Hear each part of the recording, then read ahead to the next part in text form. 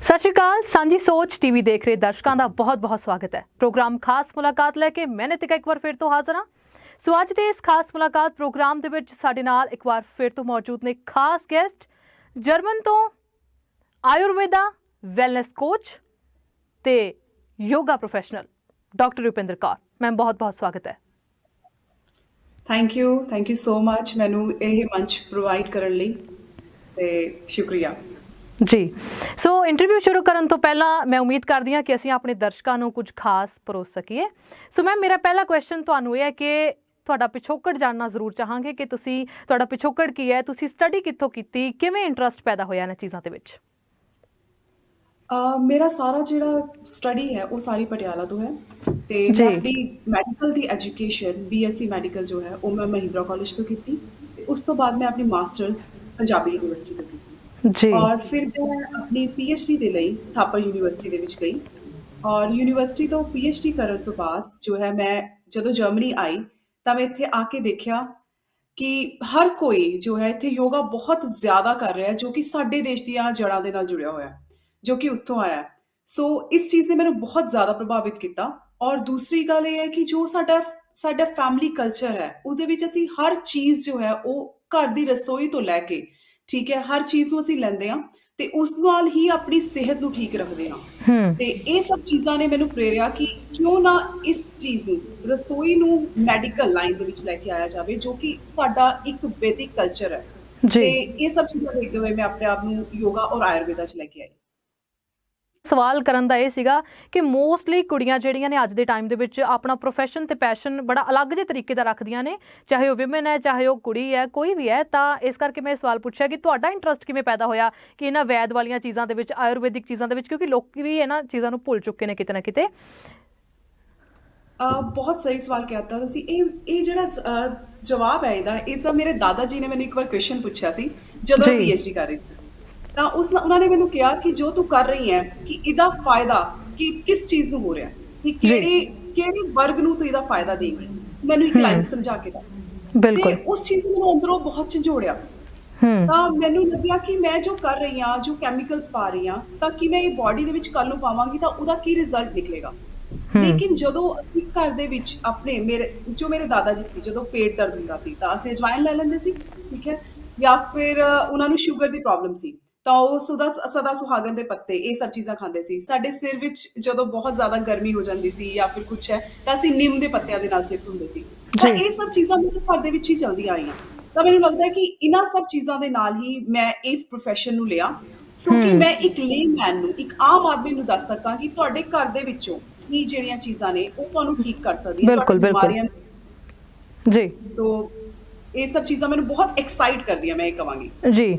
ਸੋ ਅਗਲੀ ਸ਼ੁਰੂਆਤ ਜਿਹੜੀ ਇੱਕ ਸਵਾਲ ਦੀ ਇੱਕ ਪਰਸਨਲ ਕੁਐਸਚਨ ਨਾਲ ਕਰ ਲੈਂਦੇ ਹਾਂ ਕਿ ਮੈਂ ਇੱਕ ਚੀਜ਼ ਦੇਖੀ ਹੈ ਕਿ ਕਈ ਵਾਰ ਆਪਾਂ ਨੂੰ ਫੈਮਿਲੀ ਦੀ ਬਹੁਤ ਅੱਛੀ ਸਪੋਰਟ ਹੁੰਦੀ ਹੈ, ਆਪਣੇ ਕੋਲ ਜੌਬ ਹੁੰਦੀ ਹੈ, ਆਪਣੇ ਕੋਲ ਹਰ ਇੱਕ ਚੀਜ਼ ਹੁੰਦੀ ਹੈ, ਬਟ ਫਿਰ ਵੀ ਲਾਈਫ ਦੇ ਵਿੱਚ ਇੱਕ ਐਮਪਟੀਨੈਸ ਜਿਹਨੂੰ ਆਪਾਂ ਖਾਲੀਪਨ ਕਹਿੰਦੇ ਹਾਂ ਉਹ ਜ਼ਰੂਰ ਕਿਤੇ ਨਾ ਕਿਤੇ ਪਾਇਆ ਜਾਂਦਾ ਹੈ। ਸਮ ਟਾਈਮ ਇਹ ਮੈਂ ਵੀ ਮਹਿਸੂਸ ਕੀਤਾ ਹੈ ਜਾਂ ਫਿਰ ਬਹੁਤ ਸਾਰੇ ਲੋਕਾਂ ਤੋਂ ਮੈਂ ਇਹ ਚੀਜ਼ ਸੁਣੀ ਹੈ ਕਿ ਕਿਤੇ ਨਾ ਕਿਤੇ ਐਮਪਟੀਨੈਸ ਜਿਹੜੀ ਹੈ ਆਪਣੀ ਲਾਈਫ ਦੇ ਵਿੱਚ ਬਹੁਤ ਆਪਾਂ ਨੂੰ ਇਫੈਕਟ ਕਰਦੀ ਹੈ, ਆਪਣੀ ਲਾਈਫ ਨੂੰ, ਆਪਣੀ ਬੋਡੀ ਨੂੰ, ਆਪਣੀ ਹੈਲਥ ਨੂੰ। ਸੋ ਇਸ ਕਰਕੇ ਆਪਾਂ ਦੇਖਦੇ ਹਾਂ ਕਿ ਜਿਵੇਂ ਤੁਸੀਂ ਹੁਣ ਯੋਗਾ ਪ੍ਰੋਫੈਸ਼ਨਲ ਹੋ, ਆਯੁਰਵੇਦਾ ਨਾਲ ਜੁੜੇ ਹੋ, ਤੁਹਾਨੂੰ ਕੀ ਲੱਗਦਾ ਕਿ ਜੋ ਤੁਸੀਂ ਲੋਕਾਂ ਨੂੰ ਸਰਵ ਕਰ ਰਹੇ ਹੋ ਜਾਂ ਫਿਰ ਆਯੁਰਵੇਦਾ ਜਾਂ ਯੋਗਾ ਹੈ ਉਹ ਕਿਸ ਤਰੀਕੇ ਦੇ ਨਾਲ ਇਹ ਚੀਜ਼ ਨੂੰ ਹੀਲ ਕਰ ਸਕਦਾ ਹੈ? ਅਗਰ ਕਰ ਸਕਦਾ ਹੈ, ਅਗਰ ਹਾਂ ਤਾਂ ਕਿਵੇਂ? ਕੀ ਇਹ ਸੱਚਮੁੱਚ ਇਫੈਕਟ ਕਰਦੀ ਹੈ ਯੋਗਾ ਜਾਂ ਫਿਰ ਆਯੁਰਵੇਦ ਜੋ ਹੁੰਦਾ ਹੈ ਇਹ ਆਪਣੀ ਲਾਈਫ ਦੇ ਵਿੱਚੋਂ, ਜਿਵੇਂ ਆਪਾਂ ਕਹਿੰਦੇ ਵੀ ਯੋਗਾ ਕਰਨ ਦੇ ਨਾਲ ਬਹੁਤ ਸਾਰੀਆਂ ਟੈਨਸ਼ਨਾਂ, ਮੈਡੀਟੇਸ਼ਨ ਕਰਨ ਦੇ ਨਾਲ ਬਹੁਤ ਸਾਰੀਆਂ ਐਂਗਜ਼ਾਈਟੀਜ਼, ਡਿਪਰੈਸ਼ਨਸ ਦੂਰ ਹੋ ਜਾਂਦੇ ਆ। What do you think? ਦੇਖੋ, ਸਭ ਤੋਂ ਪਹਿਲਾਂ ਤਾਂ ਇੱਕ ਟਰਮ ਜਿਹੜੀ ਆਪਾਂ ਯੂਜ਼ ਕਰਦੇ ਹਾਂ ਯੋਗਾ, ਠੀਕ ਹੈ, ਤਾਂ ਇਹਦਾ ਸਹੀ ਉਚਾਰਨ ਪਹਿਲਾਂ ਤਾਂ ਮੈਂ ਇਹਨੂੰ ਸਹੀ ਕਰਾਂਗੀ। ਇਹ ਯੋਗ ਹੈ, ਠੀਕ ਹੈ। ਇਹਨੂੰ ਯੋਗਾ ਜੋ ਹੈ ਅਸੀਂ ਲਿਖ ਦਿੰਦੇ ਹਾਂ ਬਟ ਜਿਹੜਾ ਸੰਸਕ੍ਰਿਤ ਭਾਸ਼ਾ ਹੈ ਉਸਦੇ ਵਿੱਚ ਇਹਨੂੰ ਕਿਹਾ ਜਾਂਦਾ ਯੋਗ। ਸੋ ਯੋਗ ਕੀ ਹੈ? ਤੁਸੀਂ ਕਿਸੇ ਚੀਜ਼ ਦੇ ਵਿੱਚ ਜਦੋਂ ਆਪਣੇ ਆਪ ਨੂੰ ਢਾਲਦੇ ਹੋ, ਠੀਕ ਹੈ, ਤਾਂ ਯੋਗਾ ਇੱਕ ਯੋਗ ਜੋ ਹੈ ਇੱਕ ਆਪਣੇ ਆਪ ਦੇ ਵਿੱਚ ਇੱਕ ਕਲਾ ਹੈ ਜਿਹਨੂੰ ਤੁਹਾਨੂੰ ਆਪਣੇ ਜੀਵਨ ਸ਼ੈਲੀ ਦੇ ਵਿੱਚ ਲੈ ਕੇ ਆਉਣਾ ਪਏਗਾ। ਮੈਂ ਤੁਹਾਡੀ ਗੱਲ ਨਾਲ 100% ਸਹਿਮਤ ਕਰਦੀ ਹਾਂ ਕਿ ਅੱਜ ਕੱਲ੍ਹ ਇੱਕ ਖਾਲੀਪਨ ਜਿਹਨੂੰ ਅਸੀਂ ਡਿਪਰੈਸ਼ਨ ਦਾ ਨਾਮ ਦਿੰਦੇ ਹਾਂ, ਠੀਕ ਹੈ, ਤਾਂ ਇਹ ਜਿਹੜਾ ਤੁਹਾਨੂੰ ਯੋਗ ਹੈ ਉਹ ਤੁਹਾਨੂੰ ਸਿਖਾਉਂਦਾ ਪ੍ਰੈਜ਼ੈਂਟ ਮੂਮੈਂਟ ਦੇ ਵਿੱਚ ਰਹਿਣਾ। ਅੱਜ ਅਸੀਂ ਇੱਥੇ ਬੈਠੇ ਹਾਂ ਬਟ ਹੁਣ ਸਾਡਾ ਦਿਮਾਗ ਕੀ ਕਰ ਰਿਹਾ? ਉਹ ਸੋਚ ਰਿਹਾ ਕਿ ਅਗਲਾ ਕੰਮ ਕੀ ਹੈ, ਮੈਂ ਪਿੱਛੇ ਠੀਕ ਸਹੀ ਕੀਤਾ ਕਿ ਮੈਂ ਕੁਝ ਗਲਤ ਤਾਂ ਨਹੀਂ ਕਰ ਰਹੀ, ਮੈਂ ਜੋ ਬੋਲ ਰਹੀ ਹਾਂ ਉਹ ਠੀਕ ਬੋਲਿਆ ਜਾ ਰਿਹਾ ਹੈ, ਠੀਕ ਹੈ, ਬਿਲਕੁਲ। ਮੈਂ ਕੱਲ ਕਿਸੇ ਨੂੰ ਇਹ ਕਿਹਾ ਸੀਗਾ, 4 ਦਿਨ ਪਹਿਲਾਂ ਕਿਸੇ ਨੂੰ ਇਹ ਕਿਹਾ ਸੀ, ਠੀਕ ਹੈ। ਹੂੰ ਇਹ ਸਭ ਚੀਜ਼ਾਂ ਸਾਡੇ ਮਾਈਂਡ ਦੇ ਵਿੱਚ ਚੱਲਦੀਆਂ ਰਹਿੰਦੀਆਂ, ਜਿਹਨੂੰ ਅਸੀਂ ਸਬਕੌਂਸ਼ੀਅਸ ਮਾਈਂਡ ਕਹਿੰਦੇ ਹਾਂ। ਔਰ ਜੋ ਕੌਂਸ਼ੀਅਸ ਚੀਜ਼ਾਂ ਜੋ ਅਸੀਂ ਪ੍ਰੈਜ਼ੈਂਟ ਦੇ ਵਿੱਚ ਕਰ ਰਹੇ ਹਾਂ ਉਹਨਾਂ ਨੂੰ ਅਸੀਂ ਭੁੱਲ ਜਾਂਦੇ ਹਾਂ, ਠੀਕ ਹੈ। ਜੀ ਇਸ ਕਰਕੇ ਇਸ ਟਾਈਮ ਜੋ ਚੱਲ ਰਿਹਾ ਉਹਨੂੰ ਗਲਤ ਕਰ ਦਿੰਦੇ ਹਾਂ। ਤੇ ਬਿਲਕੁਲ। ਉਹ ਸਭ ਚੀਜ਼ਾਂ ਨੂੰ ਜਦੋਂ ਅਸੀਂ ਕਦੀ ਖਾਲੀ ਖਾਲੀ ਬੈਠੇ ਹਾਂ, ਠੀਕ ਹੈ, ਬੈਠੇ ਹੋਏ ਹਾਂ, ਜਸਟ ਵਿਚਾਰ ਕਰਦੇ ਹਾਂ, ਤਾਂ ਉਹ ਸਬਕੌਂਸ਼ੀਅਸ ਮਾਈਂਡ ਜਿਹੜਾ ਤੇ ਕੌਂਸ਼ੀਅਸ ਮਾਈਂਡ ਉਹਨਾਂ ਦੇ ਆਪਸ ਦੇ ਵਿੱਚ ਲੜਾਈ ਹੁੰਦੀ ਹੈ। ਬਿਲਕੁਲ। ਸੋ ਉਹ ਸਭ ਚੀਜ਼ਾਂ ਹੀ ਸਾਨੂੰ ਡਿਪਰੈਸ਼ਨ ਦਿੰਦੀਆਂ, ਠੀਕ ਹੈ। ਤਾਂ ਇਹ ਸਭ ਚੀਜ਼ਾਂ ਨੂੰ ਠੀਕ ਕਰਨ ਦੇ ਲਈ ਸਾਨੂੰ ਕੁਝ ਨਹੀਂ ਸੋਚਣਾ, ਜਸਟ ਆਪਣੀ ਅੱਖਾਂ ਬੰਦ ਕਰਕੇ ਬੈਠਣਾ, ਜਿਹਨੂੰ ਅਸੀਂ ਮੈਡੀਟੇਸ਼ਨ ਦਾ ਨਾਮ ਦਿੱਤਾ ਜਾਂਦਾ ਹੈ, ਜੀ ਔਰ ਆਪਣੀ ਬ੍ਰੈਥ ਦੇ ਉੱਪਰ ਧਿਆਨ ਦੇਣਾ, ਠੀਕ ਹੈ, ਆਪਣੇ ਸਾਹ ਲੈਣ ਦੀ ਕਿਰਿਆ ਦੇ ਉੱਪਰ ਧਿਆਨ ਦੇਣਾ। ਸੋ ਜਿਹੜਾ ਯੋਗ ਤੇ ਮੈਡੀਟੇਸ਼ਨ ਹੈ ਉਹ ਤੁਹਾਨੂੰ ਸਿਖਾਉਂਦਾ ਹੈ ਪ੍ਰੈਜ਼ੈਂਟ ਮੂਮੈਂਟ ਦੇ ਵਿੱਚ ਜੀਣਾ, ਲੇਕਿਨ ਸਾਹ ਲੈਣ ਦੀ ਕਿਰਿਆ ਦੇ ਨਾਲ। ਸੋ ਜਿੰਨੇ ਵੀ ਤਰ੍ਹਾਂ ਦੇ ਪ੍ਰਾਣਾਯਾਮ ਨੇ ਉਹ ਸਾਰੇ ਹੀ ਸਿਰਫ ਔਰ ਸਿਰਫ ਸਾਡੀ ਸਾਹ ਲੈਣ ਦੀ ਕਿਰਿਆ ਨੂੰ ਹੀ ਠੀਕ ਕਰਦੇ ਆ, ਤਾਂ ਜੀ ਕਿ ਅਸੀਂ ਆਪਣੇ ਆਪ ਨੂੰ ਲੈ ਕੇ ਆਈਏ ਵਾਪਸ ਜਿੱਥੇ ਅਸੀਂ ਆਪਣਾ ਮਨ ਨਾ ਭਟਕੇ। ਸਿਰਫ ਮਨ ਬਿਲਕੁਲ। ਭਟਕਣ ਦੇ ਨਾਲ ਹੀ ਐਂਗਜ਼ਾਇਟੀ ਅਟੈਕਸ ਆ ਰਹੇ ਆ, ਅੱਜ ਕੱਲ੍ਹ ਪੈਨਿਕ ਅਟੈਕਸ ਆ ਰਹੇ ਆ, ਠੀਕ ਹੈ। ਮੈਂ ਦੇਖ ਰਹੀ ਸੀ ਕਿ ਬਹੁਤ ਸਾਰੇ ਲੋਕਾਂ ਤੋਂ, ਬਹੁਤ ਸਾਰੇ ਸਾਈਕੋਲੋਜਿਸਟ ਤੋਂ ਮੈਂ ਸੁਣਿਆ, ਜਾਂ ਫਿਰ ਬਹੁਤ ਸਾਰੇ ਲੋਕਾਂ ਨੇ ਮੈਨੂੰ ਦੱਸਿਆ, ਤੇ ਇੱਕ ਰਿਪੋਰਟ ਵੀ ਇਹ ਕਹਿੰਦੀ ਹੈ ਵੀ ਆਪਣੇ ਜਿਹੜੀ ਆਬਾਦੀ ਹੈ ਨਾ ਦੁਨੀਆ ਦੀ, ਇੰਡੀਆ ਦੀ ਜਿਹੜੀ ਆਬਾਦੀ ਹੈ ਖਾਸ ਕਰਕੇ 33 ਤੋਂ 34%, 33 to 34% ਜਿਹੜੀ ਹੈ ਉਹ ਐਂਗਜ਼ਾਇਟੀ ਤੇ ਡਿਪਰੈਸ਼ਨ ਦੇ ਨਾਲ ਜੂਝ ਰਹੀ ਹੈ। ਈਵਨ ਕਿ ਬੱਚਿਆਂ ਦੇ ਵਿੱਚ ਵੀ ਇਹ ਸੀਰੀਅਸ ਪ੍ਰੋਬਲਮਸ ਜਿਹੜੀਆਂ ਨੇ ਅੱਜ ਕੱਲ੍ਹ ਪਾਈਆਂ ਜਾ ਰਹੀਆਂ ਨੇ, 15 ਸਾਲ ਦੇ ਬੱਚੇ ਤੋਂ ਸ਼ੁਰੂ ਹੋ ਜਾਂਦੀ ਹੈ। ਬਿਲਕੁਲ ਸਹੀ ਕਹਿ ਰਹੇ ਹੋ। ਸਭ ਤੋਂ ਵੱਡਾ ਇਹਦਾ ਜਿਹੜਾ ਕਾਰਨ ਹੈ ਉਹ ਹੈ ਗੈਜਟਸ।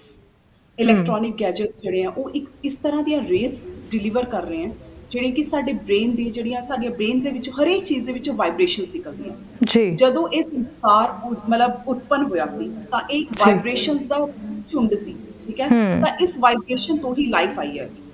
ਲੇਕਿਨ ਅਗਰ ਅਸੀਂ ਇਹਨਾਂ ਵਾਈਬ੍ਰੇਸ਼ਨਸ ਨੂੰ ਕੰਟਰੋਲ ਨਹੀਂ ਕਰਦੇ ਤਾਂ ਇਹ ਸਭ ਚੀਜ਼ਾਂ ਸਾਡੇ ਮਾਈਂਡ ਦੇ ਉੱਤੇ ਹਾਵੀ ਹੋ ਜਾਂਦੀਆਂ, ਤੇ ਬੱਚਿਆਂ ਨੂੰ ਤਾਂ ਬਹੁਤ ਜ਼ਿਆਦਾ ਇਫੈਕਟ ਹੋ ਰਿਹਾ, ਕਿਉਂਕਿ ਮਾਂ ਪਿਓ ਕੀ ਕਰਦੇ ਆ ਕਿ ਆਪਣੇ ਕੰਮ ਦੇ ਵਿੱਚ ਲੱਗੇ ਆ, ਬੱਚਿਆਂ ਨੂੰ ਟੀਵੀ ਲਗਾਤਾ ਔਰ ਜਸਟ। ਲੇਕਿਨ ਪੁਰਾਣੇ ਜ਼ਮਾਨੇ ਦੇ ਵਿੱਚ ਐਵੇਂ ਕੁਝ ਨਹੀਂ ਸੀਗਾ। ਬੱਚੇ ਖੇਲਦੇ ਸੀ, ਠੀਕ ਹੈ, ਪੇਰੈਂਟਸ ਵੀ ਬਿਜ਼ੀ ਰਹਿੰਦੇ ਸੀ, ਉਹ ਆਪਣੇ ਕੰਮ ਦੇ ਵਿੱਚ ਹੁੰਦੇ ਸੀ, ਲੇਕਿਨ ਉਹਨਾਂ ਨੂੰ ਇੱਕ ਮਾਹੌਲ, ਜਿਹਨੂੰ ਅਸੀਂ ਕਹਿੰਦੇ ਆ ਕਿ ਕਲਚਰ, ਜਿਹੜਾ ਕਿ ਇੱਕ ਹੈਲਦੀ ਕਲਚਰ ਸੀ, ਉਹ ਮਿਲਿਆ ਹੋਇਆ ਸੀ। ਲੇਕਿਨ ਅੱਜ ਕੱਲ੍ਹ ਸਿਰਫ ਕੋਕੋਮੈਲਨ ਹੈ ਟੀਵੀ ਦੇ ਉੱਪਰ, ਠੀਕ ਹੈ, ਜਾਂ ਫਿਰ ਕੋਈ ਹੋਰ ਜਿਹੜੇ ਜਿਹੜੇ ਕਾਰਟੂਨਸ ਚੱਲ ਰਹੇ ਆ ਉਹੀ ਚੱਲਦੇ ਆ। ਲੇਕਿਨ ਜੋ ਇੱਕ ਹੈਲਦੀ, ਜੋ ਇੱਕ ਐਟਮੋਸਫੇਅਰ ਮਿਲਣਾ ਚਾਹੀਦਾ ਬੱਚਿਆਂ ਨੂੰ, ਉਹ ਨਹੀਂ ਮਿਲ ਰਿਹਾ। ਤੇ ਇਸ ਦਾ ਸਭ ਤੋਂ ਵੱਡਾ ਕਾਰਨ ਇਹ ਹੈ। ਤਾਂ ਮੈਨੂੰ ਲੱਗ ਰਿਹਾ ਕਿ ਮਾਂ-ਬਾਪ ਨੂੰ ਥੋੜਾ ਜਿਹਾ ਧਿਆਨ ਦੇਣਾ ਚਾਹੀਦਾ ਹੈ ਕਿ ਇੱਕ ਟਾਈਮ ਲਿਮਿਟ ਰੱਖਣੀ ਚਾਹੀਦੀ ਹੈ ਬੱਚਿਆਂ ਦੇ ਲਈ, ਕਿ ਇੰਨਾ ਟਾਈਮ ਹੀ ਟੀਵੀ ਦੇਖੋ, ਜੀ ਫਿਰ ਇਹ ਸਭ ਘੱਟ ਜਾਣਗੇ। ਬਿਲਕੁਲ। ਸੋ ਰੁਪਿੰਦਰ ਜੀ, ਇੱਕ ਸਵਾਲ ਉਹਨਾਂ ਲੋਕਾਂ ਦੇ ਲਈ ਜੋ ਇਹ ਕਹਿੰਦੇ ਨੇ ਕਿ ਜੋ ਡਿਪਰੈਸ਼ਨ ਤੇ ਐਂਗਜ਼ਾਇਟੀ ਹੁੰਦੀ ਹੈ ਇਹ ਸਾਡੇ ਜੀਨਸ ਦੇ ਵਿੱਚ ਹੈ। ਇਹ ਬਿਲਕੁਲ ਸਹੀ ਹੈ ਕਿ ਬਹੁਤ ਸਾਰੀਆਂ ਚੀਜ਼ਾਂ ਸਾਨੂੰ ਸਾਡੇ ਜੀਨਸ ਦੇ ਵਿੱਚ ਪਾਈਆਂ ਜਾਂਦੀਆਂ ਨੇ, ਸਾਨੂੰ ਬਚਪਨ ਤੋਂ ਹੀ ਮਿਲ ਜਾਂਦੀਆਂ ਨੇ, ਆਪਣੇ ਪੇਰੈਂਟਸ ਤੋਂ, ਆਪਣੀ ਜੀਨਸ ਦੇ ਵਿੱਚ ਹੁੰਦੀਆਂ ਨੇ। ਬਟ ਲੋਕ ਜਿਹੜੇ ਨੇ ਨਾ ਉਹ ਇਹ ਚੀਜ਼ ਨੂੰ ਸਵੀਕਾਰ ਨਹੀਂ ਕਰਦੇ ਕਿ ਅਗਰ ਆਪਾਂ ਉਸ ਚੀਜ਼ ਤੇ ਵਰਕ ਕਰਾਂਗੇ ਤਾਂ ਉਹ ਚੀਜ਼ ਠੀਕ ਹੋ ਸਕਦੀ ਹੈ। ਕੋਈ ਵੀ ਆਪਣੀ ਹੈਲਥ ਇਸ਼ੂ ਹੈ, ਆਪਾਂ ਨੂੰ ਐਂਗਜ਼ਾਇਟੀ ਹੈ, ਡਿਪਰੈਸ਼ਨ ਹੈ, ਵਾਟ ਐਵਰ ਇਟ ਇਜ਼, ਪਰ ਬੰਦੇ ਜਿਹੜੇ ਲੋਕ ਨੇ ਉਹ ਇਹਨਾਂ ਚੀਜ਼ਾਂ ਤੇ ਵਿਸ਼ਵਾਸ ਨਹੀਂ ਕਰਦੇ। ਉਹ ਕਹਿੰਦੇ ਕਿ ਨਹੀਂ, ਸ਼ਾਇਦ ਮੈਂ ਅਗਰ ਵਰਕ ਵੀ ਕਰਾਂਗਾ ਤਾਂ ਮੈਂ ਇਸ ਚੀਜ਼ ਤੋਂ ਕਿਉਰ ਨਹੀਂ ਹੋ ਸਕਦਾ, ਬਿਕੋਜ਼ ਇਹ ਸਾਡੇ ਜੀਨਸ ਦੇ ਵਿੱਚ ਨੇ। ਸ਼ਾਇਦ ਇਹ ਆਪਣੇ ਆਪ ਤੇ ਵਰਕ ਕਰਨ ਨਾਲ, ਜਾਂ ਮੈਡੀਟੇਟ ਕਰਨ ਨਾਲ, ਯੋਗਾ ਕਰਨ ਨਾਲ, ਜਾਂ ਮੈਡੀਸਿਨਸ ਖਾਣ ਨਾਲ, ਜਾਂ ਫਿਰ ਆਪਣੇ ਆਪ ਤੇ ਵਰਕ ਕਰਨ ਨਾਲ ਸ਼ਾਇਦ ਇਹਨਾਂ ਚੀਜ਼ਾਂ ਤੋਂ ਛੁਟਕਾਰਾ ਨਹੀਂ ਪਾਇਆ ਜਾ ਸਕਦਾ, ਕਿਉਂਕਿ ਇਹ ਆਪਣੇ ਅੰਦਰ ਤੋਂ ਹੀ ਨੇ ਜੋ ਬਾਰ-ਬਾਰ ਰਿਪੀਟ ਹੋਣਗੀਆਂ ਸਾਡੇ ਵਰਕ ਕਰਨ ਤੇ ਵੀ। ਤੁਹਾਨੂੰ ਕੀ ਲੱਗਦਾ ਹੈ ਕਿ ਇਹ ਚੀਜ਼ਾਂ ਵਾਕਈ ਚੇਂਜ ਹੋ ਸਕਦੀਆਂ ਨੇ, ਜਾਂ ਫਿਰ ਇਹ ਜੀਨਸ ਨੂੰ ਕੋਈ ਚੇਂਜ ਨਹੀਂ ਕਰ ਸਕਦਾ? ਇਸ ਕੁਐਸਚਨ ਦੇ ਉੱਤੇ ਮੇਰੇ ਕੋਲ ਕਾਫੀ ਜਿਹੜੇ ਹੈ ਲੋਕ ਆਏ ਵੀ ਹੈ ਜਿਨ੍ਹਾਂ ਨਾਲ ਮੈਂ ਗੱਲ ਕੀਤੀ, ਜੋ ਕਿ ਇਸੇ ਤਰ੍ਹਾਂ ਦਾ ਖਿਆਲ ਰੱਖਦੇ ਆ, ਠੀਕ ਹੈ। ਹਲੇ ਵੀ ਹੈ ਇਸ ਦੇ ਜੋ ਕਿ ਤੁਸੀਂ ਕਿਹਾ, ਮੈਂ ਇਸ ਨਾਲ ਬਿਲਕੁਲ 100% ਸਹਿਮਤ ਕਰਦੀ ਹਾਂ। ਬਟ ਇਹਦੇ ਵਿੱਚ ਵੀ ਦੋ ਤਰ੍ਹਾਂ ਦੇ ਫੈਕਟਰਸ ਹੁੰਦੇ। ਇੱਕ ਹੁੰਦਾ ਤੁਹਾਡਾ ਜੈਨੇਟਿਕ ਫੈਕਟਰ, ਇੱਕ ਹੁੰਦਾ ਤੁਹਾਡਾ ਇਨਵਾਇਰਨਮੈਂਟਲ ਫੈਕਟਰ। ਅਗਰ ਤੁਸੀਂ ਆਪਣੇ ਜੈਨੇਟਿਕ ਫੈਕਟਰ ਨੂੰ, ਠੀਕ ਹੈ, ਅਗਰ ਸਾਈਡ ਰੱਖਦੇ ਹੋ, ਸਾਈਡ ਅਸੀਂ ਨਹੀਂ ਰੱਖ ਸਕਦੇ ਕਿਉਂਕਿ ਸਾਡੇ ਜੀਨਸ ਦੇ ਵਿੱਚ ਹੈ, ਜਿਹਦੇ ਨਾਲ ਜੀਨਸ ਸਾਡੇ ਜਿਹੜੇ ਆ ਸਾਨੂੰ ਡਿਸਾਈਡ ਕਰਦੇ ਆ ਸਾਡਾ ਰੂਪ, ਰੰਗ, ਹੈ ਨਾ, ਜੋ ਵੀ ਇਹ ਜੋ ਸਾਡੀ ਬਣਾਵਟ ਹੈ, ਇਹਨੂੰ ਦੇਖਦੇ ਆ। ਔਰ ਜਿਹੜਾ ਤੁਸੀਂ ਕਹਿ ਰਹੇ ਹੋ ਡਿਪਰੈਸ਼ਨ, ਐਂਗਜ਼ਾਇਟੀ, ਠੀਕ ਹੈ, ਪੈਨਿਕ ਅਟੈਕਸ, ਇਹ ਤਾਂ ਤੁਹਾਡਾ ਐਨਵਾਇਰਨਮੈਂਟ ਕ੍ਰੀਏਟ ਕਰੇਗਾ। ਅਗਰ ਦੇਖੋ, ਅਗਰ ਤੁਸੀਂ ਆਪਣੀ ਮਾਂ ਦਾ ਇਹ ਮੰਨਿਆ ਜਾਂਦਾ ਹੈ, ਆਯੁਰਵੇਦ ਇਹ ਕਹਿੰਦਾ ਹੈ ਕਿ ਅਗਰ ਮਾਂ ਦੇ ਗਰਭ ਦੇ ਵਿੱਚ ਜਦੋਂ ਬੱਚਾ ਹੁੰਦਾ ਹੈ ਤੇ ਜਦੋਂ ਮਾਂ ਜਿਹੜਾ ਪੋਸ਼ਣ ਲੈ ਰਹੀ ਹੁੰਦੀ ਹੈ, ਜਾਂ ਫਿਰ ਮਾਂ ਜਿਹੜੇ ਐਨਵਾਇਰਨਮੈਂਟ ਦੇ ਵਿੱਚ ਲੈ ਰਹੀ ਹੁੰਦੀ ਹੈ, ਅਗਰ ਉਹ ਬੁਰਾ ਐਨਵਾਇਰਨਮੈਂਟ ਹੈ ਤਾਂ ਲੇਟਰ ਔਨ ਜਦੋਂ ਬੱਚਾ ਪੈਦਾ ਹੁੰਦਾ ਹੈ ਤਾਂ ਉਸ ਦੇ ਵਿੱਚ ਉਹ ਦੇਖਿਆ ਜਾਂਦਾ ਹੈ, ਠੀਕ ਹੈ। ਹੋ ਸਕਦਾ ਹੈ ਕਿ ਉਹ ਬੱਚੇ ਨੂੰ ਵੀ ਪੈਨਿਕ ਅਟੈਕ ਆਣ, ਅਗਰ ਮਦਰ ਨੂੰ ਆਉਂਦੇ ਸੀ। ਬਟ ਅਗਰ ਬੱਚੇ ਦੇ ਉੱਤੇ ਕੰਮ ਕੀਤਾ ਜਾਵੇ, ਅਗਰ ਉਸਨੂੰ ਇੱਕ ਅੱਛਾ ਮਾਹੌਲ ਦਿੱਤਾ ਜਾਵੇ, ਉਹਨੂੰ ਸਿਖਾਇਆ ਜਾਵੇ ਕਿ ਉਹਨੇ ਆਪਣੀ ਮੁਸੀਬਤਾਂ ਦੇ ਨਾਲ ਕਿਵੇਂ ਜੂਝਣਾ ਹੈ। ਸੋ ਉਹ ਸਿੱਖ ਸਕਦਾ ਹੈ। ਮੈਂ ਬਾਰ-ਬਾਰ ਇਹੀ ਕਹਿੰਦੀ ਹਾਂ ਲੋਕਾਂ ਨੂੰ ਕਿ ਕਲਾ ਹੈ। ਤੁਸੀਂ ਆਪਣੇ ਆਪ ਨੂੰ ਕੁਝ ਵੀ ਕਰ ਸਕਦੇ ਹੋ, ਠੀਕ ਹੈ? ਅੱਜ ਤੁਸੀਂ ਜਿਹੜੇ ਲੈਵਲ ਬਿਲਕੁਲ ਤੇ ਹੋ, ਕੱਲ ਨੂੰ ਤੁਸੀਂ ਕਿਸੇ ਹੋਰ ਲੈਵਲ ਦੇ ਉੱਤੇ ਜਾ ਸਕਦੇ ਹੋ। ਜੇ ਅਸੀਂ ਗੱਲ ਕਰੀਏ ਐਲਨ ਮਸਕ ਦੀ, ਮੈਂ ਅਗਰ ਐਗਜ਼ਾਮਪਲ ਲਵਾਂ, ਤਾਂ ਕਿਆ ਉਸਦੇ ਫਾਦਰ ਨੇ ਕਦੀ ਸੋਚਿਆ ਹੋਏਗਾ ਕਿ ਉਹ ਮਾਰਸ ਦੇ ਉੱਤੇ ਜਾਏਗਾ? ਠੀਕ ਹੈ, ਜੀ ਉਹ ਕਦੀ ਰਾਕੇਟ ਕਰੇਗਾ? ਤਾਂ ਕਿਆ ਉਹਦੇ ਬਿਲਕੁਲ ਜੀਨਸ 'ਚ ਸੀਗੀ ਸਾਇੰਸ? ਨਹੀਂ ਸੀ, ਠੀਕ ਹੈ? ਸੋ ਇਹ ਸਭ ਚੀਜ਼ਾਂ ਨੂੰ ਸਾਈਡ ਤੇ ਰੱਖਣਾ ਚਾਹੀਦਾ ਤੇ ਸਾਨੂੰ ਆਪਣੇ ਦਿਮਾਗ ਨੂੰ ਖੋਲਣ ਦੀ ਬਹੁਤ ਜ਼ਿਆਦਾ ਜ਼ਰੂਰਤ ਹੈ ਜੀ ਕਿ ਅਸੀਂ ਇਹਨਾਂ ਸਭ ਚੀਜ਼ਾਂ ਤੋਂ ਉੱਭਰ ਸਕਦੇ ਹਾਂ। ਇਹ ਸਿਰਫ ਇੱਕ ਇਮੋਸ਼ਨਸ ਹੈ ਜੋ ਕਿ ਅਸੀਂ ਆਪਣੇ ਅੰਦਰ ਬੰਦ ਕਰਕੇ ਰੱਖੇ ਹੋਏ ਹਾਂ। ਤੇ ਬਿਲਕੁਲ ਜਦੋਂ ਤੁਸੀਂ ਮੈਡੀਟੇਸ਼ਨ ਕਰਦੇ ਹੋ, ਯੋਗ ਕਰਦੇ ਹੋ, ਤਾਂ ਇਹ ਸਭ ਚੀਜ਼ਾਂ ਖੁੱਲ ਜਾਂਦੀਆਂ। ਤਾਂ ਇਹ ਜਿਹੜੇ ਹਰਡਲਸ ਤੁਸੀਂ ਆਪਣੇ ਅੰਦਰ ਬਣਾ ਕੇ ਰੱਖੇ ਹੋਏ ਆ, ਜੋੜ ਕੇ ਰੱਖੇ ਹੋਏ ਆ, ਮੈਂ ਕਹਾਂਗੀ, ਬਿਲਕੁਲ ਤਾਂ ਉਹਨਾਂ ਨੂੰ ਰਿਲੀਜ਼ ਕਰ ਦਿੰਦੇ ਹੋ, ਜੋ ਕਿ ਈਜ਼ੀ ਹੈ। ਬਟ ਇਹਨੂੰ ਟਾਈਮ ਲੱਗਦਾ ਹੈ, ਸ਼ੋਰ, ਔਰ ਤੁਹਾਡੀ ਆਪਣੀ ਤੇ ਜਿਹੜਾ ਤੁਹਾਡਾ ਮੈਂਟਰ ਹੈ, ਉਹਨਾਂ ਦੋਨਾਂ ਦਾ ਹੀ ਇੱਕ ਲੈਵਲ ਦੇ ਉੱਪਰ ਆ ਕੇ ਗੱਲਬਾਤ ਕਰਨਾ ਬਹੁਤ ਜ਼ਰੂਰੀ ਹੁੰਦਾ ਹੈ ਤੇ ਬਿਲਕੁਲ ਇਹਨਾਂ ਚੀਜ਼ਾਂ ਦਾ ਨਿਵਾਰਨ ਹੋ ਸਕਦਾ। ਬਾਕੀ ਸਮ ਟਾਈਮ ਇਦਾਂ ਹੁੰਦਾ ਕਿ ਕਈ ਵਾਰ ਪਰਸਨ ਜਿਹੜਾ ਹੈ ਉਹ ਇਹ ਮੰਨਣ ਨੂੰ ਹੀ ਮਜਬੂਰ ਹੁੰਦਾ ਹੈ ਕਿ ਵੀ ਨਹੀਂ, ਮੈਂ ਨਹੀਂ ਕਰ ਸਕਦਾ, ਪਰ ਇਹ ਆਪਣੇ ਮਾਈਂਡ ਤੇ ਵੀ ਮੈਂਟਲੀ ਵੀ ਆਪਾਂ ਨੂੰ ਇਹ ਅਗਰ ਆਪਾਂ ਸੋਚ ਲਈਏ ਕਿ ਆਪਾਂ ਕਰ ਸਕਦੇ ਹਾਂ ਤਾਂ ਆਪਾਂ ਆਟੋਮੈਟਿਕਲੀ ਕਿਉਰ ਹੋ ਸਕਦੇ ਹਾਂ। ਬਿਲਕੁਲ ਮੰਨਣਾ ਵੀ ਹੋ ਬਹੁਤ ਸਕਦੇ ਵੱਡੀ ਗੱਲ ਹੈ ਇਸ ਚੀਜ਼ ਨੂੰ। ਕਿਉਂਕਿ ਇੱਕ ਵਾਰ ਸ਼ੁਰੂਆਤ, ਕਿਉਂਕਿ ਤੁਸੀਂ ਇਹ ਨਹੀਂ, ਪਹਿਲਾਂ ਤਾਂ ਲੋਕੀ ਇਹ ਨਹੀਂ ਮੰਨਦੇ ਕਿ ਸਾਨੂੰ ਐਂਗਜ਼ਾਇਟੀ ਹੈ, ਠੀਕ ਹੈ? ਜੀ ਅਗਰ ਅਸੀਂ ਬੈਠੇ ਹੋਏ ਹਾਂ ਔਰ ਕੋਈ ਗੱਲਬਾਤ ਚੱਲ ਰਹੀ ਹੈ, ਤਾਂ ਕੁਝ ਲੋਕਾਂ ਨੂੰ ਤਾਂ ਇਹ ਪ੍ਰੋਬਲਮ ਹੁੰਦੀ ਹੈ, ਜਾਂ ਫਿਰ ਤੁਸੀਂ ਇਹ ਲੈ ਲਓ ਕਿ ਉਹਨਾਂ ਦੇ ਮਾਈਂਡ ਦੇ ਵਿੱਚ ਇਹੀ ਚੀਜ਼ ਹੈ ਕਿ ਉਹਨਾਂ ਦੇ ਬਾਰੇ ਹੀ ਗੱਲ ਹੋ ਰਹੀ ਹੈ। ਕਾਫੀ ਲੋਕ ਐਸੇ ਹੈ ਕਿ ਇਹ ਵੀ ਇੱਕ ਡਿਜ਼ੀਜ਼ ਹੈ, ਜਦੋਂ ਤੁਹਾਨੂੰ ਹਰ ਪਾਸੇ ਇਹੀ ਲੱਗਦਾ ਹੈ ਕਿ ਉਹ ਬੰਦਾ ਮੇਰੇ ਬਾਰੇ ਗੱਲ ਕਰ ਰਿਹਾ ਹੋਏਗਾ। ਬਿਲਕੁਲ ਲੇਕਿਨ ਉਸ ਬੰਦੇ ਨੂੰ ਇਹ ਸਮਝਾਉਣਾ ਕਿ ਨਹੀਂ, ਕਿ you are not the centre of the party, ਇਹ ਚੀਜ਼ ਸਮਝਾਉਣਾ, ਇਹ ਵੀ ਇੱਕ ਬਹੁਤ ਵੱਡਾ ਕੰਮ ਹੈ। ਲੇਕਿਨ ਉਹਨੂੰ ਲੈ ਕੇ ਆਉਣਾ, ਮੈਂ ਕਹਾਂਗੀ ਕਿ ਉਹਦੇ ਆਸ-ਪਾਸ ਦੇ ਲੋਕਾਂ ਨੂੰ ਉਹਨੂੰ ਸਮਝਾਉਣਾ ਚਾਹੀਦਾ ਤੇ ਉਹਨੂੰ ਦੱਸਣਾ ਚਾਹੀਦਾ ਕਿ ਤੂੰ ਬੈਠ, ਥੋੜੀ ਦੇਰ ਆਪਣੇ ਉੱਤੇ ਵਰਕ ਕਰ। ਇੱਕ ਖਾਲੀਪਨ ਹੈ ਜੋ ਕਿ ਮੈਂ ਕਹਿੰਦੀ ਹਾਂ ਕਿ ਅੱਜ ਕੱਲ੍ਹ ਸਾਡੇ 'ਚ ਕੌਨਫੀਡੈਂਸ ਦੀ ਬਹੁਤ ਕਮੀ ਹੈ। ਲੋਕੀ ਕਹਿੰਦੇ ਕਿ ਓਵਰ ਕੌਨਫੀਡੈਂਸ, ਬਟ ਉਹਨਾਂ 'ਚ ਕੌਨਫੀਡੈਂਸ ਦੀ ਕਮੀ ਹੈ। ਉਹ ਕੌਨਫੀਡੈਂਸ ਦੀ ਕਮੀ ਹੁੰਦੀ ਹੈ ਤਾਂ ਹੀ ਕਰਕੇ ਉਹ ਕਹਿੰਦੇ ਕਿ ਪੇਰੈਂਟਸ ਪੁਸ਼ ਕਰਦੇ ਫਸਟ ਆਣਾ, ਠੀਕ ਹੈ? ਤਾਂ ਬਚਪਨ ਤੋਂ ਹੀ ਅਸੀਂ ਇੱਕ ਐਸਾ ਟ੍ਰੇਡ ਪੈਦਾ ਕਰ ਰਹੇ ਹਾਂ ਬੱਚਿਆਂ ਦੇ ਵਿੱਚ, ਉਹਨਾਂ ਦੇ ਦਿਮਾਗ ਦੇ ਉੱਤੇ ਬੋਝ ਦੇ ਰਹੇ ਹਾਂ, ਤੇ ਜਿਸ ਦੇ ਕਰਕੇ ਅੱਜ ਕੱਲ੍ਹ ਤੁਸੀਂ ਦੇਖ ਰਹੇ ਹੋ ਯੰਗ ਜਨਰੇਸ਼ਨ ਸੁਸਾਈਡ ਕਰ ਰਹੀ ਹੈ, ਬਹੁਤ ਜ਼ਿਆਦਾ ਬੱਚੇ ਸੁਸਾਈਡ ਕਰ ਰਹੇ, ਠੀਕ ਹੈ? ਇਹ ਸਭ ਚੀਜ਼ਾਂ ਇਗਨੋਰ ਕਰਨ ਦੀ ਕੋਸ਼ਿਸ਼ ਕੀਤੀ ਜਾਵੇ ਤੇ ਇੱਕ ਐਸਾ ਬੱਚਿਆਂ ਨੂੰ ਇਹ ਸਿਖਾਇਆ ਜਾਵੇ ਕਿ ਜੋ ਤੁਸੀਂ ਕਰ ਰਹੇ ਹੋ ਉਹ ਸਹੀ ਕਰ ਰਹੇ ਹੋ। ਹਰ ਬੱਚਾ ਦੂਸਰੇ ਬੱਚੇ ਤੋਂ ਅਲੱਗ ਹੈ, ਠੀਕ ਹੈ? ਹਰ ਇਨਸਾਨ ਦੂਸਰੇ ਇਨਸਾਨ ਤੋਂ ਅਲੱਗ ਹੈ। ਈਵਨ ਜਿਹੜੀ ਸ੍ਰਿਸ਼ਟੀ ਹੈ, ਸਾਡਾ ਜਿਹੜਾ ਯੂਨੀਵਰਸ ਹੈ, ਉਹ ਇਹ ਕਹਿੰਦਾ ਹੈ ਕਿ ਜਿਹੜਾ ਇੱਕ ਪੇੜ ਹੈ, ਉਹਦੇ ਸਾਰੇ ਪੱਤੇ ਵੀ ਬਰਾਬਰ ਨਹੀਂ ਹੁੰਦੇ, ਠੀਕ ਹੈ? ਇੱਕ ਪੱਤਾ ਦੂਜੇ ਪੱਤੇ ਨਾਲੋਂ ਅਲੱਗ ਹੈ। ਇਸ ਤਰ੍ਹਾਂ ਤੁਸੀਂ ਇਹ ਕਿਵੇਂ ਕੰਪੇਅਰ ਕਰ ਸਕਦੇ ਹੋ ਕਿ ਜੇ ਉਹਦਾ ਬੱਚਾ ਡਾਕਟਰ ਬਣਿਆ ਤਾਂ ਤੁਹਾਡਾ ਵੀ ਬਣੇਗਾ? ਬਿਲਕੁਲ।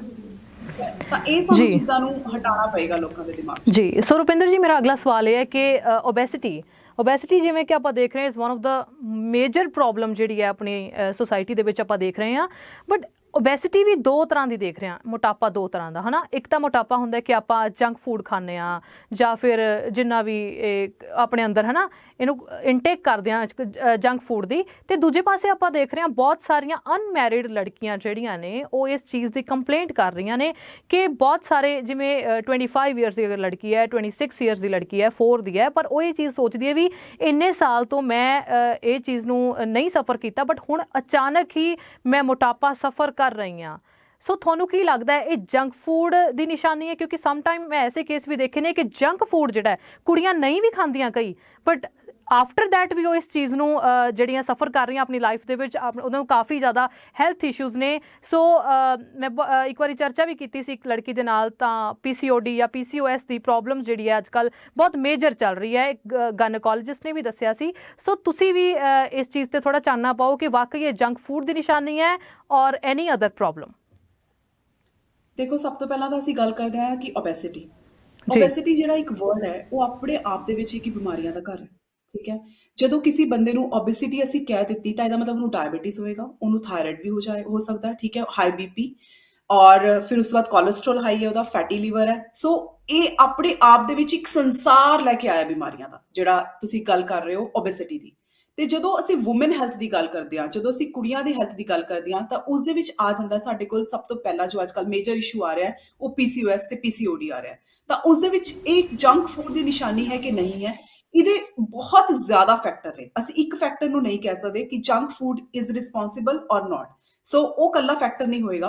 ਹੁਣ ਕੁੜੀਆਂ ਕੀ ਕਰਦੀਆਂ, ਰਾਤ ਨੂੰ 12-12 ਵਜੇ ਤੱਕ ਬੈਠ ਕੇ ਅਗਰ ਟੀਵੀ ਦੇਖੋਗੇ ਤੁਸੀਂ, ਠੀਕ ਹੈ, ਅਗਰ ਆਪਣੀ ਨੀਂਦ ਪੂਰੀ ਨਹੀਂ ਕਰੋਗੇ, ਤੁਹਾਨੂੰ ਕਿਸੇ ਚੀਜ਼ ਦੀ ਸਟ੍ਰੈਸ ਰਹੇਗੀ, ਔਰ ਅਗਰ ਤੁਸੀਂ ਬੈਠੇ ਹੋਏ ਹੋ ਤਾਂ ਤੁਹਾਨੂੰ ਭੁੱਖ ਲੱਗੇਗੀ ਸ਼ੋਰ। ਜਿਹੜੀ ਨੀਂਦ ਤੁਸੀਂ 9 ਵਜੇ ਜਾਂ 10 ਵਜੇ ਲੈਣੀ ਸੀ, ਉਹ ਤੁਸੀਂ 12 ਜਾਂ 1 ਵਜੇ ਅਗਰ ਸੋ ਰਹੇ ਹੋ ਤਾਂ ਤੁਸੀਂ ਕੁਝ ਮੰਚਿੰਗ ਕਰਦੇ ਹੋ, ਠੀਕ ਹੈ। ਔਰ ਜਿਹੜੇ ਤੁਹਾਡੇ ਨਾਈਟ ਦੇ ਹਾਰਮੋਨਸ ਹੁੰਦੇ ਆ, ਉਹ ਜ਼ਿਆਦਾ ਹਾਈ ਹੋ ਜਾਂਦੇ ਆ ਉਸ ਟਾਈਮ ਦੇ ਉੱਪਰ, ਤਾਂ ਇਹਨੂੰ ਕਹਿੰਦੇ ਆ ਅਸੀਂ ਹਾਰਮੋਨਲ ਇੰਬੈਲੈਂਸ, ਠੀਕ ਹੈ। ਇਹ ਹੋ ਜਾਂਦਾ ਹੈ ਤੁਹਾਡੇ ਸਟ੍ਰੈਸ ਦੇ ਕਰਕੇ ਵੀ ਹੋ ਜਾਂਦਾ। ਕਈ ਵਾਰ ਐਗਜ਼ਾਮਸ ਦੇ ਵਿੱਚ ਤੁਸੀਂ ਦੇਖਿਆ ਹੋਏਗਾ ਕਿ ਕੁੜੀਆਂ ਦੇ ਫੇਸ ਦੇ ਉੱਪਰ ਬਹੁਤ ਜ਼ਿਆਦਾ ਪਿੰਪਲਸ ਹੋ ਜਾਂਦੇ ਆ, ਬਿਲਕੁਲ, ਤਾਂ ਇਹ ਹਾਰਮੋਨਲ ਇੰਬੈਲੈਂਸ ਦੀ ਨਿਸ਼ਾਨੀ ਹੈ। ਜੀ ਲੇਕਿਨ ਇੱਕ ਸਟ੍ਰੈਸ ਕਾਫੀ ਲੰਬੇ ਸਮੇਂ ਤੱਕ ਰਹਿੰਦਾ ਹੈ, ਜਿਹਨੂੰ ਕਿ ਅਸੀਂ ਕਹਿੰਦੇ ਆ ਕ੍ਰੋਨਿਕ ਸਟ੍ਰੈਸ। ਉਸਦੇ ਕਰਕੇ ਅਗਰ ਤੁਸੀਂ ਜੰਕ ਫੂਡ ਨਹੀਂ ਵੀ ਖਾ ਰਹੇ, ਤਾਂ ਜਿਹੜਾ ਤੁਹਾਡਾ ਘਰ ਦਾ ਆਪਣਾ ਖਾਣਾ ਵੀ ਹੈ ਬਣਾਇਆ ਹੋਇਆ, ਮਤਲਬ ਇੱਕ ਬਿਲਕੁਲ। ਬਹੁਤ ਪੌਸ਼ਟਿਕ ਆਹਾਰ, ਅਗਰ ਉਹ ਸਟ੍ਰੈਸ ਦੇ ਨਾਲ ਐਡ ਹੋ ਜਾਂਦਾ ਤਾਂ ਉਹ ਵੀ ਬਿਮਾਰੀਆਂ ਨੂੰ ਜਿਹੜਾ ਹੈ ਪੈਦਾ ਕਰ ਸਕਦਾ, ਉਹ ਵੀ ਬਿਮਾਰੀਆਂ ਦੀ ਜੜ ਹੈ। ਜੀ ਬਿਲਕੁਲ ਸਹੀ। ਤੇ ਮਤਲਬ ਸਟ੍ਰੈਸ ਦੇ ਉੱਤੇ ਵਰਕ ਕਰਨ ਲਈ ਬਹੁਤ ਬਹੁਤ ਜ਼ਿਆਦਾ ਲੋੜ ਹੈ, ਤੇ ਉਹ ਤੁਸੀਂ ਡਾਈਟ ਦੇ ਨਾਲ ਠੀਕ ਕਰ ਸਕਦੇ ਹੋ, ਸਟ੍ਰੈਸ ਨੂੰ ਵੀ ਕਰ ਸਕਦੇ ਹੋ। ਕਿਉਂਕਿ ਤੁਸੀਂ ਦੇਖਿਆ ਹੋਏਗਾ ਕਿ ਤੁਸੀਂ ਬਚਪਨ ਦੇ ਵਿੱਚ ਅਗਰ ਤੁਹਾਡੀ ਮੰਮਾ ਤੁਹਾਨੂੰ ਆਲੂ ਦੇ ਪਰੌਂਠੇ ਬਣਾ ਕੇ ਦਿੰਦੇ ਸੀ ਤੇ ਉਹ ਖਾਂਦੇ ਹੋ ਤੁਸੀਂ, ਹੁਣ ਵੀ ਜਦੋਂ ਤੁਸੀਂ ਉਹ ਖਾਂਦੇ ਹੋ ਤਾਂ ਤੁਹਾਨੂੰ ਯਾਦ ਆਉਂਦੀ ਹੈ ਆਪਣੇ ਮੰਮਾ ਦੇ ਹੱਥ ਬਿਲਕੁਲ ਬਣਾਏ ਹੋਏ। ਤਾਂ ਉਹ ਇੱਕ ਸਟ੍ਰੈਸ ਰਿਲੀਜ਼ਰ, ਸਟ੍ਰੈਸ ਬਸਟਰ ਦਾ ਕੰਮ ਕਰਦੇ ਆ ਸਾਡੇ ਲਈ। ਲੇਕਿਨ ਮੈਂ ਇਹ ਕਹਾਂਗੀ ਫਿਰ ਤੋਂ ਵਾਪਿਸ ਆ ਜਾਂਦੇ ਆ ਕਿ ਸਾਨੂੰ ਇੱਕ ਹੈਲਦੀ ਚੀਜ਼ਾਂ ਨੂੰ ਖਾਣ ਦੀ ਆਦਤ ਪਾਣੀ ਪਏਗੀ, ਉਹਨੂੰ ਖੁਸ਼ੀ ਖਾਣ ਦੇ ਲਈ, ਠੀਕ ਹੈ। ਇਹ ਨਹੀਂ ਹੈ ਕਿ ਮੈਂ ਹੈਲਦੀ ਖਾ ਰਹੀ ਹਾਂ, ਠੀਕ ਹੈ ਨਾ, ਮਤਲਬ ਇਹ ਚੀਜ਼ ਨਹੀਂ ਹੋਣੀ ਚਾਹੀਦੀ ਸਾਡੇ ਵਿੱਚ।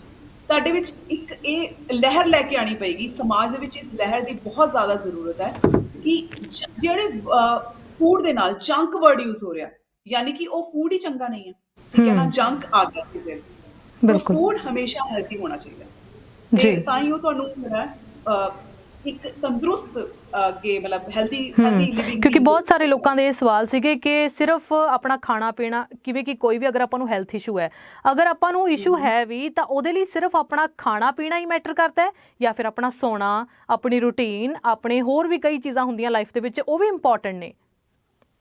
ਬਿਲਕੁਲ ਬਿਲਕੁਲ ਸਹੀ ਕਹਿ ਰਹੇ ਹੋ। ਦੇਖੋ, ਸਭ ਤੋਂ ਪਹਿਲਾਂ ਤਾਂ ਜਿਹੜਾ 70% ਹੈ ਉਹ ਤੁਹਾਡਾ ਖਾਣਾ ਪੀਣਾ, ਡਾਈਟ ਹੋਣੀ ਚਾਹੀਦੀ ਹੈ ਤੁਹਾਡੀ 70% ਅੱਛੀ। ਉਸ ਤੋਂ ਬਾਅਦ ਜਿਹੜੀ 30% ਚੀਜ਼ਾਂ ਹੁੰਦੀਆਂ ਉਹ ਅੱਗੇ ਕਾਊਂਟ ਹੋ ਜਾਂਦੀਆਂ, ਜਿਵੇਂ ਕਿ ਤੁਸੀਂ ਕਿੰਨੇ ਵਜੇ ਸੋ ਰਹੇ ਹੋ, ਜਾਂ ਅਗਰ ਕੁਝ ਲੋਕਾਂ ਦੀ ਜਿਵੇਂ ਨਾਈਟ ਡਿਊਟੀ ਹੁੰਦੀ ਹੈ, ਅਸੀਂ ਕਿ ਉਹ ਤੰਦਰੁਸਤ ਨਹੀਂ ਰਹਿ ਸਕਦੇ, ਕਿਵੇਂ ਕੁਐਸਚਨ ਆਏਗਾ, ਤਾਂ ਫਿਰ ਉਹਨਾਂ ਦਾ ਜਿਹੜਾ ਸਾਈਕਲ ਹੈ ਉਹ ਚੇਂਜ ਹੋ ਜਾਂਦਾ, ਜਿਹਨੂੰ ਅਸੀਂ ਬਾਡੀ ਸਾਈਕਲ ਕਹਿੰਦੇ ਆ ਆਪਣਾ, ਠੀਕ ਹੈ, ਆਰਗਨ ਸਾਈਕਲ ਕਹਿੰਦੇ ਆ, ਤੇ ਉਹ ਉਹਨਾਂ ਦਾ ਚੇਂਜ ਹੋ ਜਾਂਦਾ ਹੈ। ਬਟ ਉਹਨਾਂ ਨੂੰ ਵੀ ਉਸ ਕਲੌਕ ਦੇ ਅਕੋਰਡਿੰਗਲੀ ਰਹਿਣਾ ਪੈਂਦਾ, ਫਿਰ ਕੀ ਚੇਂਜ ਹੋਏਗਾ ਉਹਨਾਂ ਦਾ, ਠੀਕ ਹੈ। ਹੁਣ ਅਸੀਂ ਇੱਥੋਂ ਦੀ ਇੰਡੀਆ ਤੋਂ ਅਗਰ ਜਰਮਨੀ ਆ ਰਹੇ ਹਾਂ, ਜਾਂ ਫਿਰ US ਆ ਰਹੇ ਹਾਂ, ਕੈਨੇਡਾ ਜਾ ਰਹੇ ਹਾਂ, ਤਾਂ ਇਹ ਪੂਰਾ 24 ਘੰਟੇ ਦਾ ਫਰਕ ਹੁੰਦਾ, ਠੀਕ ਹੈ, ਅਮਰੀਕਾ ਔਰ ਇੰਡੀਆ ਤੋਂ। ਤਾਂ ਕਿ ਉੱਥੇ ਦੇ ਲੋਕੀ ਤੰਦਰੁਸਤ ਨਹੀਂ ਹੈ, ਜਦੋਂ ਇੰਡੀਆ ਤੋਂ ਉੱਥੇ ਜਾਂਦੇ ਸ਼ੋਰ ਉਹ ਤੰਦਰੁਸਤ ਰਹਿੰਦੇ, ਕਿਉਂਕਿ ਆਪਣੇ ਬਾਡੀ ਕਲੌਕ ਨੂੰ ਸੈੱਟ ਕਰਦੇ ਆ। ਸੋ ਬਾਡੀ ਕਲੌਕ ਨੂੰ ਸੈੱਟ ਕਰਨਾ ਬਹੁਤ ਬਹੁਤ ਜ਼ਰੂਰੀ ਹੈ, ਫਿਰ ਤੁਸੀਂ ਉਹਦੇ ਅਕੋਰਡਿੰਗ ਆਪਣੇ ਆਪ ਨੂੰ ਚੇਂਜ ਕਰ ਸਕਦੇ ਹੋ। ਜੀ। ਸੋ ਰੁਪਿੰਦਰ ਜੀ, ਇੱਕ ਸਵਾਲ ਮੇਰਾ ਹੋ ਰਿਹਾ ਹੈ ਕਿ ਜੇ ਅਗਰ ਜਿਵੇਂ ਹੁਣ ਤੁਸੀਂ ਵੈਲਨੈਸ ਕੋਚ ਹੋ, ਆਯੁਰਵੇਦਾ ਜਾਣਦੇ ਹੋ ਕਾਫੀ ਜ਼ਿਆਦਾ, ਯੋਗਾ ਪ੍ਰੋਫੈਸ਼ਨਲ ਹੋ, ਅਤੇ ਲਾਈਫ ਸਾਇੰਸਿਸ ਨੂੰ ਬਹੁਤ ਬਾਰੀਕੀ ਦੇ ਨਾਲ ਦੇਖਦੇ ਹੋ, ਜਾਂ ਫਿਰ ਉਹਦੀ ਬਹੁਤ ਬਾਰੀਕੀ ਦੀ ਨੌਲੇਜ ਰੱਖਦੇ ਹੋ। ਸੋ ਜੇਕਰ ਕਿਸੇ ਨੇ ਤੁਹਾਨੂੰ ਕੰਟੈਕਟ ਕਰਨਾ ਹੋਵੇ, ਤੁਹਾਡੇ ਨਾਲ ਮਿਲਣਾ ਹੋਵੇ, ਜਾਂ ਫਿਰ ਤੁਹਾਡੇ ਤੋਂ ਕੋਈ ਡਾਈਟ ਪਲਾਨ ਲੈਣਾ ਹੋਵੇ, ਯੋਗਾ ਕਲਾਸਿਸ ਲੈਣੀਆਂ ਹੋਣ, ਤਾਂ ਉਹ ਤੁਹਾਨੂੰ ਕਿਵੇਂ ਕੰਟੈਕਟ ਕਰ ਸਕਦੇ ਨੇ? ਤੁਸੀਂ ਮੈਨੂੰ ਜੇ ਕੋਈ ਇੱਛੁਕ ਹੈ ਜਿਹੜਾ ਕਿ ਆਪਣੀ ਲਾਈਫ ਨੂੰ ਸੁਧਾਰਨਾ ਚਾਹੁੰਦਾ ਹੈ, ਤੇ ਤੁਸੀਂ ਦੱਸੋ ਵੀ ਤੁਸੀਂ ਕੀ ਪ੍ਰੋਵਾਈਡ ਵੀ ਕਰੋਗੇ। ਹਾਂਜੀ ਜ਼ਰੂਰ। ਤੇ ਜਿਹੜਾ ਜੋ ਮੈਂ ਪ੍ਰੋਵਾਈਡ ਕਰਦੀ ਹਾਂ, ਤੇ ਮੇਰੇ ਡਾਈਟ ਪਲਾਨਸ ਹੁੰਦੇ ਆ, ਜੋ ਕਿ ਹਰੇਕ ਡਿਜ਼ੀਜ਼ ਦੇ ਲਈ ਮੈਂ ਹਰ ਕਿਸੇ ਨੂੰ ਕਹਿੰਦੀ ਹਾਂ ਕਿ ਜੇ ਤੁਹਾਨੂੰ ਕੋਈ ਡਿਜ਼ੀਜ਼ ਹੈ, ਸਪੈਸ਼ਲੀ ਅਗਰ ਤੁਸੀਂ ਓਬੇਸਿਟੀ ਹੈ ਔਰ ਤੁਹਾਡੀ ਸਿੰਪਲੀ ਡਾਈਟ ਦੇ ਨਾਲ ਨਹੀਂ ਠੀਕ ਹੋ ਰਹੀ, ਤਾਂ ਸਭ ਤੋਂ ਪਹਿਲਾਂ ਤਾਂ ਆਪਣਾ ਥਾਇਰਾਇਡ ਚੈੱਕ ਕਰਵਾ ਲਓ, ਠੀਕ ਹੈ। ਔਰ ਅਗਰ ਤੁਹਾਡੇ ਕੋਲ ਥਾਇਰਾਇਡ ਆਉਂਦਾ ਹੈ, ਡਾਇਬੀਟੀਜ਼ ਆਉਂਦੀ ਹੈ, ਹਾਈਪੋ ਕੋਈ ਵੀ ਥਾਇਰਾਇਡ ਹੈ, PCOS ਹੈ, PCOD ਹੈ, ਠੀਕ ਹੈ, ਪ੍ਰੈਗਨੈਂਸੀ ਤੁਹਾਨੂੰ ਨਹੀਂ ਕਨਸੀਵ ਹੋ ਰਹੀ, ਸੋ ਤੁਸੀਂ ਮੇਰੇ ਕੋਲ ਆ ਸਕਦੇ ਹੋ। ਤਾਂ ਜਿਹੜਾ ਸਕਰੀਨ ਦੇ ਨੀਚੇ ਮੇਰਾ ਨੰਬਰ ਡਿਸਪਲੇ ਹੋ ਰਿਹਾ, ਤੇ ਤੁਸੀਂ ਉਸ ਨੰਬਰ ਦੇ ਉੱਤੇ ਮੈਨੂੰ WhatsApp ਕਰ ਸਕਦੇ ਹੋ, ਔਰ ਅਸੀਂ ਇੱਕ ਅਪਾਇੰਟਮੈਂਟ ਫਿਕਸ ਕਰਾਂਗੇ, ਜਿਹਦੇ ਨਾਲ ਕਿ ਮੈਂ ਗੱਲਬਾਤ ਕਰਕੇ ਦੱਸਦੀ ਹਾਂ ਕਿ ਤੁਹਾਨੂੰ ਸਿਰਫ ਡਾਈਟ ਪਲਾਨ ਦੀ ਲੋੜ ਹੈ ਜਾਂ ਫਿਰ ਯੋਗਾ ਸੈਸ਼ਨਸ ਦੀ ਵੀ ਲੋੜ ਹੈ। ਅਗਰ ਤੁਹਾਨੂੰ ਪੈਨਿਕ ਅਟੈਕ ਹੁੰਦੇ ਆ, ਤਾਂ ਮੈਂ 1-to-1 ਸੈਸ਼ਨ ਦਿੰਦੀ ਹਾਂ ਪੈਨਿਕ ਅਟੈਕ ਦੇ ਲਈ, ਡਿਪਰੈਸ਼ਨ ਦੇ ਲਈ, ਔਰ ਐਂਗਜ਼ਾਈਟੀ ਅਟੈਕਸ ਦੇ ਲਈ ਸਪੈਸ਼ਲੀ। ਸੋ ਉਹਨਾਂ ਦੇ ਉੱਪਰ ਸੈਸ਼ਨ ਦਿੱਤਾ ਜਾਂਦਾ, ਜਿਹਨੂੰ ਕਿ ਅਸੀਂ ਥੈਰਾਪੈਟਿਕ ਯੋਗਾ ਬੋਲਦੇ ਹਾਂ, ਠੀਕ ਹੈ। ਇੱਕ ਥੈਰੇਪੀ ਹੁੰਦੀ ਹੈ ਇਸ ਦੇ ਵਿੱਚ, ਜੋ ਕਿ ਇੱਕ ਸੈਸ਼ਨਸ ਦੀ ਸਾਈਕਲ ਦੇ ਵਿੱਚ ਚੱਲਦੀ ਹੈ, ਜਿਸ ਦੇ ਵਿੱਚ ਅਸੀਂ ਬ੍ਰੈਥ ਸਾਈਕਲ ਨੂੰ ਕੰਟਰੋਲ ਕਰਦੇ ਹਾਂ, ਤੇ ਹੌਲੀ ਹੌਲੀ ਜਿਹੜੇ ਤੁਹਾਡੇ ਐਂਗਜ਼ਾਈਟੀ ਅਟੈਕਸ ਹੈ ਇਹ ਘੱਟ ਹੋ ਜਾਂਦੇ। ਬਿਲਕੁਲ। ਸੋ ਜੀ, ਸੋ ਸਾਂਝੀ ਸੋਚ ਟੀਵੀ ਦੇ ਦਰਸ਼ਕਾਂ ਨੂੰ ਮੈਂ ਇਹ ਵੀ ਦੱਸਣਾ ਚਾਹੁੰਦੀ ਹਾਂ ਕਿ ਬਹੁਤ ਹੀ ਜਲਦ ਡਾਕਟਰ ਰੁਪਿੰਦਰ ਦੇ ਜੋ ਕਿ ਜਰਮਨ ਤੋਂ ਨੇ, ਬਹੁਤ ਹੀ ਜ਼ਿਆਦਾ ਨੌਲੇਜ ਵੀ ਰੱਖਦੇ ਨੇ, ਉਹ ਤੁਸੀਂ ਗੱਲਾਂ ਤੋਂ ਸੁਣ ਹੀ ਲਿਆ ਹੈ। ਤੇ ਇਹਨਾਂ ਦੇ ਸਾਂਝੀ ਸੋਚ ਟੀਵੀ ਦੇ ਉੱਤੇ ਵੀਕਲੀ ਐਪੀਸੋਡਸ ਆਉਣਗੇ ਜੋ ਕਿ ਗੱਲ ਸਿਹਤ ਦੀ ਪ੍ਰੋਗਰਾਮ ਜਿਹੜਾ ਇਹਨਾਂ ਦਾ ਵੀਕਲੀ ਆਇਆ ਕਰੇਗਾ ਤੇ ਤੁਸੀਂ ਉਸ ਪ੍ਰੋਗਰਾਮ ਨੂੰ ਵੇਖ ਕੇ ਵੀ ਆਪਣੀ ਸਿਹਤ ਦੇ ਵਿੱਚ ਸੁਧਾਰ ਲਿਆ ਸਕਦੇ ਹੋ। ਟਿਪਸ ਤੇ ਟ੍ਰਿਕਸ ਇਹ ਤੁਹਾਨੂੰ ਦੇਣਗੇ ਉਹਨਾਂ ਦੇ ਵਿੱਚ ਕਿ ਕਿਵੇਂ ਆਪਣੀ ਲਾਈਫ ਨੂੰ, ਆਪਣੀ ਬਾਡੀ ਨੂੰ ਯੋਗਾ ਦੇ ਨਾਲ ਜਾਂ ਫਿਰ ਮੈਡੀਟੇਸ਼ਨ ਦੇ ਨਾਲ ਜਾਂ ਫਿਰ ਆਪਣੀ ਹੈਲਥ ਨਾਲ, ਜਿਹੜੇ ਆਪਣੀ ਡਾਈਟ ਪਲਾਨ ਨੇ ਉਹਨਾਂ ਦੇ ਨਾਲ ਤੁਸੀਂ ਕਿਵੇਂ ਵਧੀਆ ਰੱਖ ਸਕਦੇ ਹੋ। ਤੋ ਗੱਲ ਸਿਹਤ ਦੀ ਪ੍ਰੋਗਰਾਮ ਸਾਂਝੀ ਸੋਚ ਟੀਵੀ ਦੇ ਉੱਤੇ ਆਇਆ ਕਰੇਗਾ ਵੀਕਲੀ, ਤੁਸੀਂ ਦੇਖਣਾ ਨਾ ਭੁੱਲਣਾ। ਖਾਸ ਕਰਕੇ ਔਰਤਾਂ ਤੇ ਲੜਕੀਆਂ ਦੇ ਵਾਸਤੇ ਬਹੁਤ ਜ਼ਿਆਦਾ ਫਾਇਦੇਮੰਦ ਹੋਣ ਵਾਲਾ ਹੈ ਜੀ। ਹਾਂਜੀ, ਮੈਂ ਇਸ ਪ੍ਰੋਗਰਾਮ ਨੂੰ ਲੈ ਕੇ ਕਾਫੀ ਐਕਸਾਈਟਿਡ ਹਾਂ ਕਿਉਂਕਿ ਜਿੰਨੀ ਮੈਂ ਨੌਲੇਜ ਹਲੇ ਤੱਕ ਗੈਦਰ ਕੀਤੀ ਹੈ, ਮੈਂ ਚਾਹੁੰਦੀ ਹਾਂ ਕਿ ਹਰ ਘਰ ਤੱਕ ਇਹ ਨੌਲੇਜ ਆਵੇ, ਹਰ ਕੁੜੀ, ਹਰ ਔਰਤ ਦੇ ਕੋਲ ਇਹ ਨੌਲੇਜ ਪਹੁੰਚੇ। ਤੋ ਰੀਅਲੀ ਅਸੀਂ ਵਿਸ਼ ਕਰਦੇ ਹਾਂ ਕਿ ਹਰ ਬੰਦਾ ਇਸ ਤੋਂ ਕੁਝ ਸਿੱਖੇਗਾ ਤੇ ਆਉਣ ਵਾਲੇ ਟਾਈਮ ਦੇ ਵਿੱਚ ਅਸੀਂ ਇੱਕ ਤੰਦਰੁਸਤ ਜਿਹੜੇ ਹੈ ਲੋਕਾਂ ਨੂੰ ਜਿਹੜੇ ਹੈ ਦੇਖਣਾ ਚਾਹੁੰਦੇ ਆ, ਬਿਮਾਰੀਆਂ ਘੱਟ ਹੋਣ, ਇਹ ਸਾਡੀ ਉਮੀਦ ਹੈ। ਬਿਲਕੁਲ। ਸੋ ਦੋਸਤੋ, ਡਾਕਟਰ ਰੁਪਿੰਦਰ ਦਾ ਨੰਬਰ ਡਿਸਪਲੇ ਤੇ ਤੁਸੀਂ ਦੇਖ ਸਕਦੇ ਹੋ ਤੇ ਇੱਥੋਂ ਤੁਸੀਂ ਪ੍ਰਾਈਵੇਟ ਕਲਾਸਿਸ ਯੋਗਾ ਦੀ ਜਾਂ ਹੈਲਥ ਰਿਲੇਟਡ ਕੋਈ ਵੀ ਇਹਨਾਂ ਤੋਂ ਪਰਸਨਲੀ ਲੈ ਸਕਦੇ ਹੋ। ਸੋ ਇਸ ਤੋਂ ਇਲਾਵਾ ਮੈਂ ਡਾਕਟਰ ਰੁਪਿੰਦਰ ਦਾ ਇੱਕ ਵਾਰ ਫਿਰ ਤੋਂ ਧੰਨਵਾਦ ਜ਼ਰੂਰ ਕਰਾਂਗੀ। ਮੈਮ ਬਹੁਤ ਬਹੁਤ ਥੈਂਕ ਯੂ ਕਿ ਤੁਸੀਂ ਆਪਣਾ ਕੀਮਤੀ ਸਮਾਂ ਸਾਂਝੀ ਸੋਚ ਟੀਵੀ ਨੂੰ ਦਿੱਤਾ ਤੇ ਆਪਣੇ ਵਿਚਾਰ ਜਿਹੜੇ ਨੇ ਹੈਲਥ ਰਿਲੇਟਡ ਇਸ਼ੂਜ਼ ਜਿਹੜੇ ਨੇ ਲੋਕਾਂ ਨਾਲ ਉਹਨਾਂ ਨੂੰ ਪ੍ਰੋਬਲਮਸ ਆ ਰਹੀਆਂ ਨੇ ਉਹ ਸਾਂਝੇ ਕੀਤੇ ਤੇ ਹੁਣ ਤੁਹਾਡੇ ਨਵੇਂ ਐਪੀਸੋਡਸ ਵੀ ਆਉਣਗੇ, ਉਹਨਾਂ ਲਈ ਵੀ ਬਹੁਤ ਬਹੁਤ ਥੈਂਕ ਯੂ। ਥੈਂਕ ਯੂ ਜੀ, ਥੈਂਕ ਯੂ ਤੁਹਾਨੂੰ ਵੀ ਬਹੁਤ ਬਹੁਤ ਥੈਂਕਸ। ਸੋ ਅਗਲੀ ਵਾਰ ਫਿਰ ਲੈ ਕੇ ਹਾਜ਼ਰ ਹੋਵਾਂਗੇ ਸਾਂਝੀ ਸੋਚ ਟੀਵੀ ਤੇ ਖਾਸ ਮੁਲਾਕਾਤ ਪ੍ਰੋਗਰਾਮ ਦੇ ਵਿੱਚ ਇੱਕ ਹੋਰ ਖਾਸ ਸ਼ਖਸੀਅਤ ਨੂੰ। ਤਦ ਤੱਕ ਲਈ ਮੈਨੂੰ ਦੇਵੋ ਇਜਾਜ਼ਤ। ਧੰਨਵਾਦ।